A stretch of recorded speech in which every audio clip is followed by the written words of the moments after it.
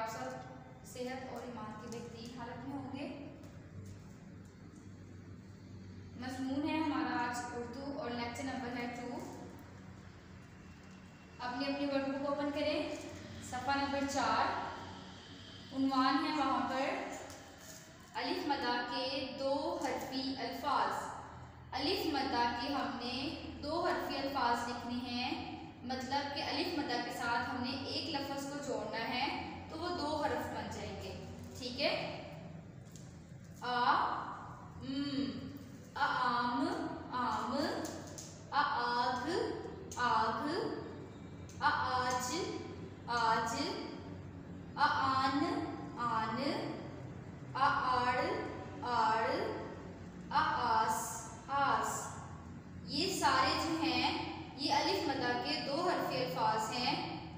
इनको आप लोगों ने अपनी अपनी वर्कबुक के ऊपर लिखना है। फी अमानिल्लाह।